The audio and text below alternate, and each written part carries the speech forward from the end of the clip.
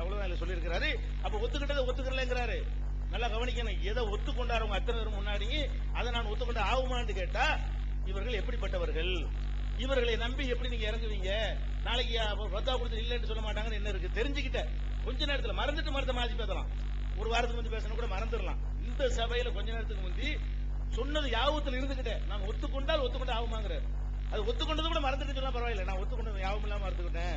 அதுல டங் ஸ்லிப்ல தப்பா வார்த்தை வந்துருச்சுனாலும் பரவாயில்ல. நான் ஒத்துக்கொண்டால் அது ஒத்துக்கொண்டது ஆகுமா? மறுத்தாதான் ஒத்துக்கொண்டது ஆகுமா? இல்ல ஒத்துக்கொண்டால் ஒத்துக்கொண்டது ஆகுமா?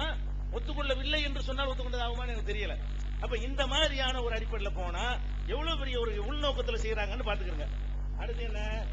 சவுதி குரான்ல என்ன பண்ணிருக்காங்க? லா இலல் ஜஹீம், லா இலல் ஜஹீம் சவுதியில போட்டிருக்காங்க. லா இலல் ஜஹீம் இக்பால் மதனி தர்ஜுமாவுல இருக்கு. நல்லா கவனிங்க. சவுதியில 2 வெளியிட்டு இருக்காங்க. அதுல பாருங்க விளையாட்ட. சவுதியில அரபியில வெளியிட்ட குரான்ல என்ன பண்ணிருக்காங்கன்னா லா இலல் ஜஹீம் அலிஃப காணோம். அந்த அலிஃபை எடுத்திருக்காங்க. அது சவுதி குரான பாருங்க. லா இலல் ஜஹீம், அத லாம் அலிஃப் இருக்குல, அது அந்த லாம் அலிஃப்ல உள்ளது இலல், இலாவுக்கு ஒரு அலிஃப் வேணும். அதனால லா இலல் ஜஹீம் வந்துருது. அந்த இக்பால் மதனி குரான் இருக்குல்ல, அதுவும் சவுதியில தான் வெளியிட்டாங்க. சவுதியில தான் அது தமிழாக்கம், குரானுடைய தமிழாக்கம் இக்பால் மதனி. அதை வெளியிட்டது சவுதிக்காரங்க தான். அதுல என்ன பண்ணிருக்காங்க? 2 அலிஃப் இருக்கும். லா இலல், லாமுக்கு அப்புறம் அலிஃப் இருக்கு பாருங்க. லாம் அலிஃபுக்கு அப்புறம் ஒரு அலிஃப், லாம் அலிஃபுக்கு பிறகு அலிஃப். ரெண்டையும் கவனிச்சா தெரியும். அந்த 2 இடத்தையும் கவனிச்சு பாத்தீங்கன்னா ஒண்ணுல லா இலல் ஜஹீம் இருக்கிறது, ஒண்ணுல லா இலல் ஜஹீம் இருக்கிறது. எழுத்தையும் மாத்திருக்காங்க. அப்ப யாருக்கு கண்டிக்கணும்? நீங்க நாங்க உள்ளத வச்சுக்கிட்டு வாசிக்கிறத மாத்துக்கிறோம். சவுதியில என்ன பண்ணிருக்காங்க? இதை கண்டிக்க வேண்டிய விஷயம். இதை கண்டிப்பா இருக்கிறத மாத்தக்கூடாது. மாலிக் இமாம் சொன்னார்ல, அந்த எழுத்துல கை வைக்க கூடாது, கை வச்சு மாத்திருக்கிறான் சவுதி குரான்ல.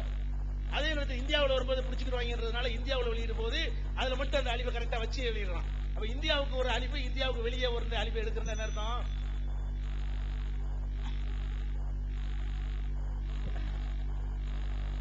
அன்பிற்குரிய சகோதரர்களே, அல்லாஹுடைய பெருங்கருணையால பல விஷயங்கள் இங்க பதிவு செய்யப்பட்டுக்கிட்டு இருக்கு.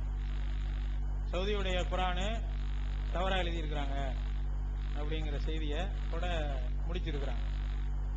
இது உண்மையில இதைத்தான் நம்ம எதிர்பார்த்தோம். இந்த தவறு என்று திறந்து வரக்கூடிய வாசல் பதிவு செய்யப்படும் உம்மத்து. குரான்ல தவறு என்ற வார்த்தை ரொம்ப சாதாரணமான ஒரு வார்த்தை இல்லை அது. அதனால மாஷா அல்லாஹ் பல நிலைகள்ல அது பதிவாகிக்கிட்டு இருக்குங்கிறது உங்களுடைய கவனத்துக்கு கொண்டு வர. இப்போ இவங்களுடைய கூட்டின் பிரகாரமே சவுதியுல லா இலல்லாஹி ஜஹீம், லா இலல்லாஹி ஜஹீம் மாத்திட்டாங்க. லா இலல் ஜஹீம், லா இலல் ஜஹீம் அப்படி சவுதிக்காரன் மாத்தி விட்டானே அப்படின்னு. சவுதிக்காரன் எப்படி மாத்தினா அப்போ குரான் பாதுகாக்கப்படலையா? அப்போ கேள்வி என்ன? உங்களுடைய பார்வையில குரான் இதுவரைக்கும் 14 நூற்றாண்டுகளாக பாதுகாக்கப்பட்டிருக்குதுங்கிறது உங்களுடைய வாதம். இப்போ சவுதிக்காரன் இப்படி மாத்திட்டதுனால குரான் என்ன செய்யப்படல? பாதுகாக்கப்படல அப்படின்னு சொல்றது யார்? அப்படிங்கிற வார்த்தையும் அந்த வாதத்துக்கு வரைக்கும் வந்து நிக்கிறது யார்? இதுதான் நம்ம கேள்வி. இப்ப நாம இதைத்தான் சொல்ல வர்றோம். இந்த மாதிரி இது தவறு, இது சரி அப்படின்னு போனீங்கன்னா குர்ஆனை பாதுகாக்கப்பட்ட குர்ஆன் இல்லை என்ற முடிவுக்கு தான் வருவீர்கள். அதுக்கு பயந்துகிட்டு தான் இதை நாங்க முன்னாடி எடுத்து மக்களுக்கு மத்தியில் வச்சுக்கிட்டு இருக்கோம். இந்த மாதிரி ரூட்ல போனா உயிரை விட மதிக்கப்படக்கூடிய பேணப்படக்கூடிய குர்ஆனில் சந்தேக தவறு இருக்கிறது என்பது பரவலாக வந்துரும். அப்ப அந்த குர்ஆனை ஏத்துக்கிறதா இந்த குர்ஆனை ஏத்துக்கிறதா கேள்வி வருமா இல்லை? இப்ப சவுதியில வெளியிடப்பட்ட ரெண்டுமே அது வெளியிடப்படுது, மதீனாவுல தான் முஜ்மா தான் வெளியிடப்படுது. இதை ஏத்துக்கிறதா அதை எடுத்துக்கிறதா அப்படிங்கிறது வருது. இப்ப எது சரி எது தவறு அப்படின்னா இதுதான் ஏத்துக்கணும். அதுலயும் ஒரு வார்த்தையை சேர்த்து சொல்லிட்டாங்க, நாம பிடிச்சுக்கிறோங்கிறதுக்காக வேண்டி. யார் பிடிக்க போறா? இந்தியா மக்கள் தப்பு பண்ணா பிடிச்சுக்கிடுவாங்களாம், சவுதி மக்கள் என்ன செய்ய மாட்டாங்களா? பிடிச்சுக்கிறவங்க. அப்ப அவங்க எல்லாம் நம்ம தான் இஸ்லாத்தை கட்டி காப்பாத்துறதுக்காண்டி இருக்கிறோம், அவங்க எல்லாம் ரொம்ப பொடுபோக்கா இருக்கிற மாதிரியான ஒரு நிலையை இப்படி வரிக்கு வரி சிலையை சேர்த்து விட்டுட்டு போறாங்க. நம்ம விஷயத்துல சொல்லும் போது கூட அந்த கிளிப்பை காமிச்சு இந்த கிளிப்பை காமிச்சு அவங்க முன்விரோதம் இந்த மாதிரி பேசுறாங்க. இந்த மாதிரியான வார்த்தைகள், இந்த வார்த்தைகள்லாம் நமக்கு தெரியும். இது எல்லாம் இன்னும் பல வார்த்தைகள்லாம் நான் கேட்டுட்டு தான் வந்து உட்கார்ந்து இருக்கிறோம். அது இங்க இந்த வார்த்தைகள்லாம் அங்க வேண்டாம். நம்ம கேட்கக்கூடிய கேள்வி, குர்ஆனில் இவர்கள் ஒன்று எழுதப்பட்டிருக்கிறதுல பழைய முறையில் எழுதப்பட்டிருக்கிறது. அது இன்றோடு ஒப்பிட்டு பார்க்கும்போது என்னது ஒரு அழிவு கூட தான் இருக்கும். இன்றோடு இருக்கும்போது ஒரு அலிஃப் கூட இருக்கும், வாவு கூட இருக்கும், சீனுக்கு பதிலா சா இருக்கும், இந்த மாதிரியான எல்லாம் இருக்கும். இப்படி எல்லாம் எழுதப்பட்டது தவறா அப்படின்னு சொன்னா திருத்தப்படக்கூடிய தவறா இல்லையான்னு பேசிக்கிட்டு இருக்காங்க. நாங்க என்ன அதே தானே போட்டிருக்கோம். அதை போட்டா அப்புறம் என்ன நடக்குங்கிறத மக்கள் பாத்துக்குறாங்க. குர்ஆன்ல நீங்க விரும்புற மாதிரி தமிழை இப்போதைக்கு மாத்தி இருக்கிறீங்க, விரிவுரையை மாத்தி இருக்கிறீங்க, ஏதோ மக்களும் அதை அப்படியே விட்டு இருக்காங்க. ஆனா அரபிலேயே நீங்க மாத்தணும்னு வந்தீங்கன்னா அப்புறம் என்னங்கிறத மக்களை என்ன செய்வாங்க பார்த்து முடிவு எடுத்துக்கிடுவாங்க. அது வேற விஷயம்.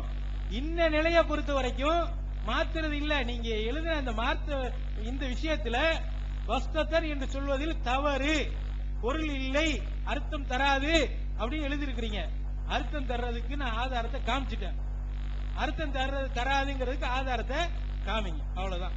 இதுக்கு அடுத்தபடி அன்பிற்குரிய சகோதரர்களை, அப்ப மாத்தி மாத்தி ஓதலாமா அப்படிங்கிற மாதிரிலாம் சில சொல்றாங்க. இப்ப நான் அடுத்த அதோட சேர்த்து இன்னொரு கிராத்து சம்பந்தமாக இப்படி கிராத்தை பத்தியும் சொல்றாங்க. இது தப்பா ஒரு முறைக்கு மாத்தி ஓதுறது, அது ஓதுனா கிராத் தப்பா போயிருமே, குர்ஆன் தப்பா போயிருமே அப்படிங்கிற மாதிரி சொல்றாங்க. இப்ப மாத்தி ஓதுறதுங்கிறது இது தவறான்னு அவர் சொல்லட்டும். நாம இப்ப ஒன்ன போட்டு காமிக்க போறோம். அதனுடைய விஷயம் என்னன்னா, இப்போ மாத்தி ஓதப்படுது. மாத்தி ஓதப்படுறத கிராத் மறுத்திருக்காங்க. முன்னாடி பேசுறதுல ஒரு விஷயத்தை இருக்கிறதை விட கொஞ்சம் மாற்றி ஓதினா அவ குர்ஆனே பாதுகாக்கப்படாது நீங்க சொல்லுவீங்களா அப்படிங்கிற மாதிரி கேட்டிருக்காங்க. இப்ப நாம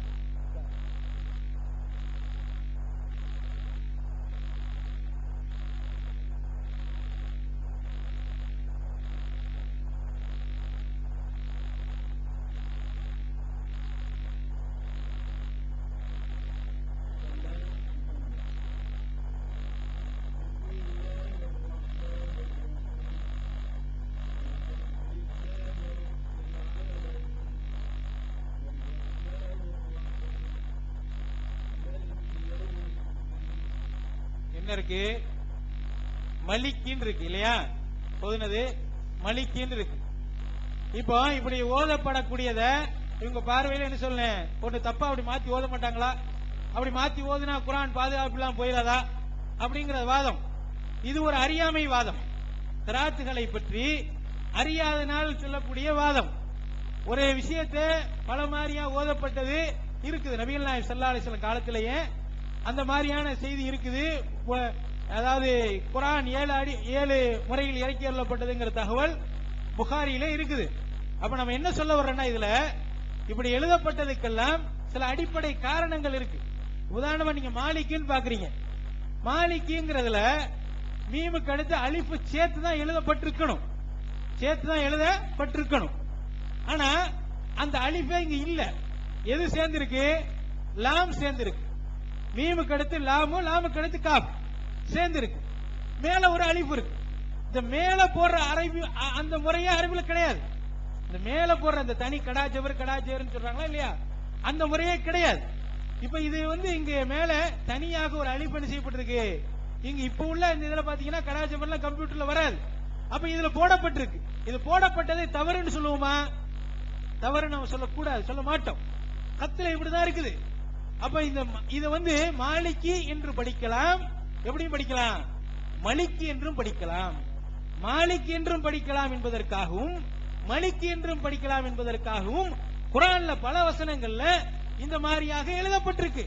ஒவ்வொரு எழுத்துக்களுமே இன்று இப்படி எத்தனை இடத்துல எழுத்து சேர்க்கப்பட்டிருக்கிறது, எத்தனை இடத்துல குறைக்கப்பட்டிருக்கிறது, எத்தனை வாவ், எத்தனை லாம், எத்தனை அலிஃப் என்றெல்லாம்